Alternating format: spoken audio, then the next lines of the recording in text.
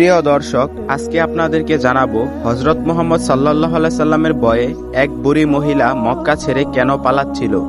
ওই বুড়ি মহিলার কথা বলার মতো নয়, যিনি ঘরের সমস্ত মালামাল বেঁধে ঘরের দরজার সামনে বসেছিল।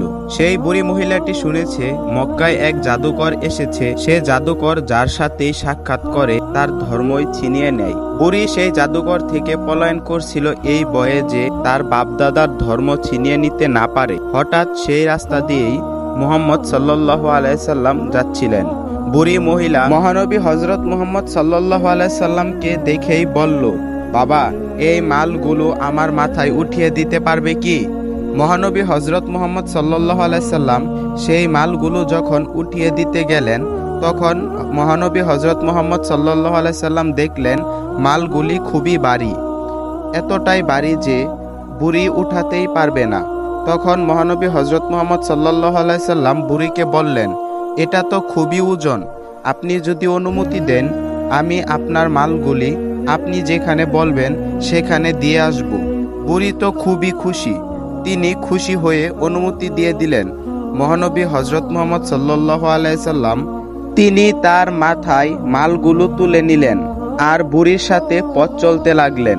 আর বুড়ি পুরো রাস্তায় জাদুকরকে বকা দিতে দিতে গেলেন। মহানবী হযরত মুহাম্মদ সাল্লাল্লাহু আলাইহি সাল্লাম বুঝলেন তিনি কারো প্রতি প্রচন্ড রেগে আছেন। তাই মহানবী হযরত মুহাম্মদ সাল্লাল্লাহু আলাইহি সাল্লাম বুড়িকে প্রশ্ন করলেন, মক্কা ছেড়ে কেন যাচ্ছেন?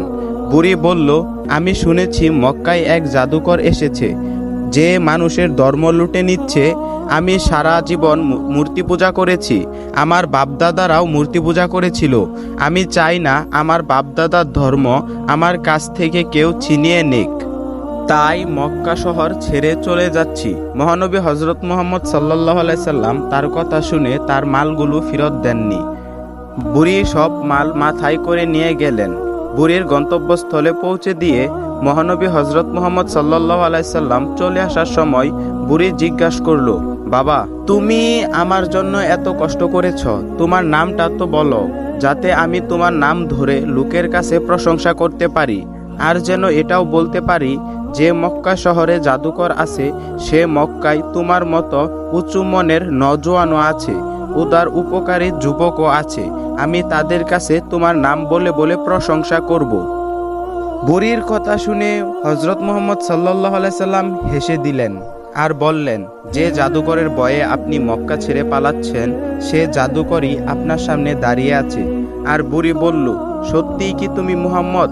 হুজুর পাক সাল্লাল্লাহু আলাইহি সাল্লাম বললেন, হ্যাঁ, আমি সেই মুহাম্মদ।